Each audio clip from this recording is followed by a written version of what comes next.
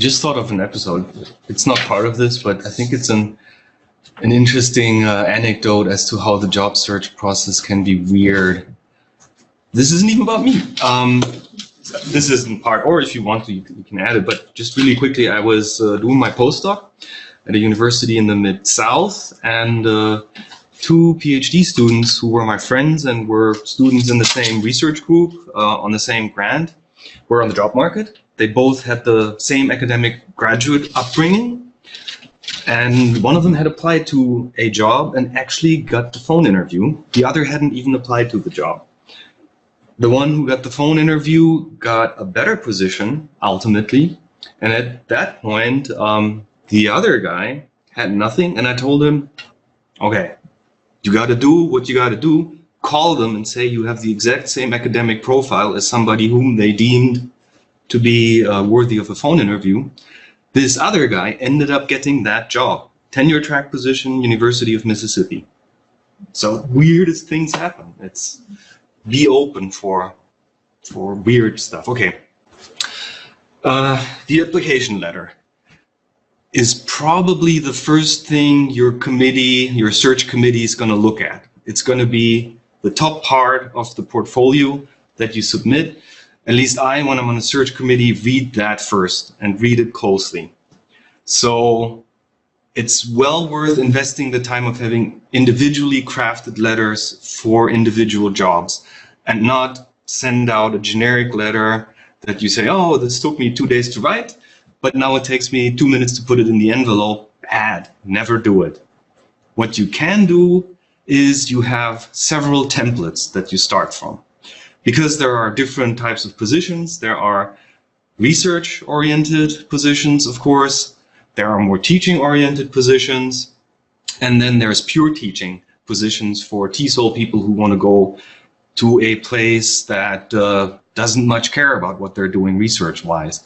So I'm going to talk mostly about the teaching first position and then the research first. And the two templates are actually easy. The main thing you do is you speak about research first for the research first university and teaching first for the teaching first university. Basically shuffle two parts of your letter around. That's usually easy.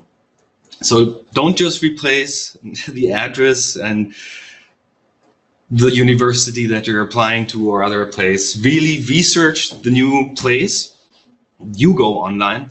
Look at their look at their homepage. Many universities even have Glassdoor pages at this point, which is for non-academic employers usually, but this is where you find useful and useless things. Often grumpy employees vent there, but you can see that pretty easily. There is, as of recently, for different fields, different, usually wiki-based pages, where you can trace this season's job search, how things are going. I put one up there, but again, for the different areas where you may be applying, there's different wiki pages where people are surprisingly open to post, here are all the places that I applied, who has already had interviews for this one.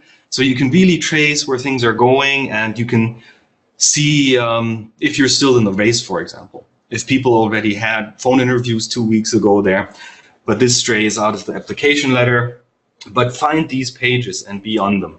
So starting from the template that's appropriate, you can put your letter on your current employer's letterhead. That I've seen that anytime. You go read really closely the job ad. You're not just saying, oh, they list 3 areas, 2 of them I hit, send things off. The job ad is a list that the search committee is going to use and say, they hit this, they hit this, they hit this, and you want to hit everything if at all possible. So there can be a few things where you're not strong, but find something to say at least. They want someone who can teach composition. You've only done it once as a grad student, but mention it. Because every point they make, when the search committee goes through it, they check off and advance you, usually with a matrix, if you're going to the next level of their search or not. So this is really, really important. In your letter, you're not rewriting your CV, but you're highlighting points from your CV as they're appropriate for this job. So you may have done a lot of things outside of what they're interested in. You do mention those, but you of course focus on those that they want. They want, I don't know, a Chomskyan syntactician who can also teach TESOL methods, and some such committee member put in there that they also need to be able to teach a communication class of some sort. You have things to say about all three of these points. Something appropriate will come up. You've been around for a little bit, so. Don't give them a single reason to discard your application. So for example, don't put in there, well, you said your second criterion is somebody who can teach TESOL. I've actually never done that. Sorry, moving on. No. You find something. Something relevant will have happened. You can differently emphasize, as per the letters, obviously be truthful. They will check it. If it is fishy, if it looks fishy, don't say, in grade school, I once tutored someone in a different language than you're interested in. And of course, never contradict your CV.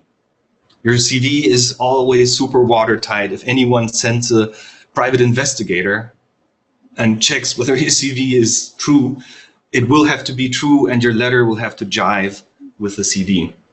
So sort of the general strategies part, a little more tactics, practical things. In your letter, at the beginning, clearly identify the position and the institution you apply for. They often, very commonly, have several searches, even in a department, going on. And if you address the department head, he's like, oh, now I have to read and put in the pile. Very clearly at the top say, I'm applying for the position as an assistant professor in this and that in the department of at X university. That helps a lot. It also helps you identify the letters that you have, because it happened to me, it probably has happened to others. I sent the wrong letter to the wrong institution among the 200 letters or so I have sent over the course of my life. If it says up there who it's for, that helps keep things clean. Usually you start with the first paragraph that explains your education and credentials.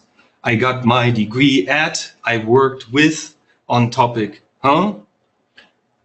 and in the course of getting my degree, I also achieved the following certificates or other credentials that you have that will work for this position.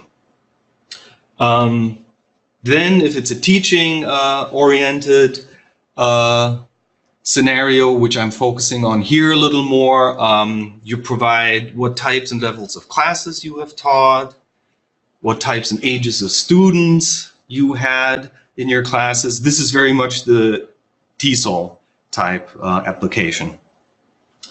You will provide your general teaching philosophy, so you have a statement about the general pedagogy, styles that you use, and actual methods in the classroom. Any teaching accomplishments, one of my students was whatever, the primus in this and that and so on. If you talk about pedagogy, use Bloom's action words from Bloom's taxonomy. So you can find it in any number of ways online. They are ways to speak about accessible strategies in the classroom, and words like facilitate, inspire, cultivate, implement, develop, solve, and so on. So really action things that you are going to do with their students in the classroom. I'm expanding now on the research part. You will already have told them probably the title of your dissertation, but you will have a separate paragraph in which you say the main areas of my research are. Your dissertation will cover one of them, but you will also have other publications, hopefully, or publications in the making that you can talk about and say, I have submitted, will submit as a starting person going out like you will be. So it needs to be sort of clear to them that you have research interests that align with theirs, hopefully, and that you are somebody they can possibly collaborate with when they hire you.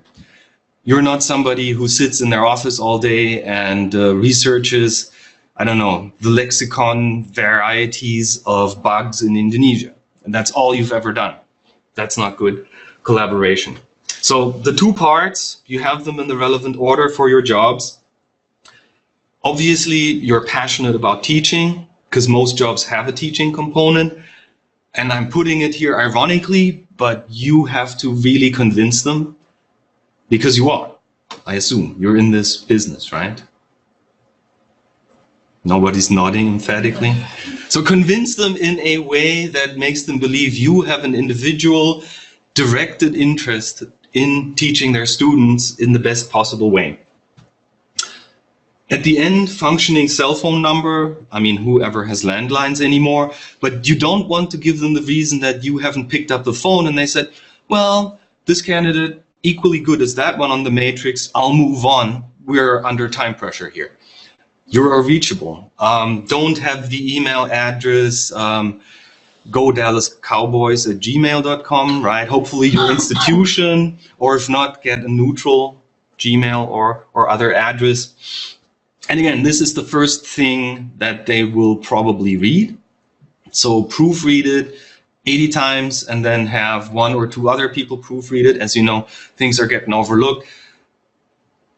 You may know you have published things, you will always still find a typo in them. You don't want that to be the case here. I'm not super harsh when I am on a committee and see that. I'm like, to err is human.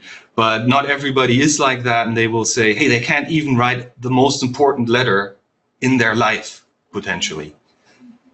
So I'm looking briefly at, this is a random sample letter. This is the letter that I submitted for this job. So I used the letterhead at the time. I was a visiting research assistant, visiting processor at Purdue, and clearly address who it's going to and say which job I'm applying for, where I found it. They sometimes want to know. And in this case, it looked like primarily a research oriented position. So I started out with my research interests, and I am describing how it hits the spots from the ad. And then I only talk about my teaching later. If you want this as a sample, I can include the full one in the slide deck. And if anyone else wants to add a real letter, we had that in the previous workshop. I think that helped people to look at samples.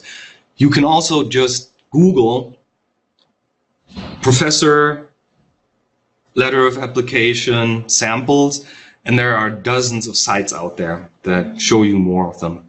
And here I showed you at the bottom, I think it's a pretty good site for TESOL jobs, a person who has collected samples and given writing tips for letters of application for that level of job. Questions? Yes, ma'am. Can we, is it important to have the cell number on the application or just an email address? I mean, email is probably the likely way that they will get to you, but there are rushed searches where people don't want to wait for email responses. If possible, you should have a phone number that they can reach you at, because you really never know. I mean, I've had committees that called me, you know, and they were like, are you available tomorrow afternoon? You know, and of course the answer is always yes, right? Other additions from anyone else? All right, moving on.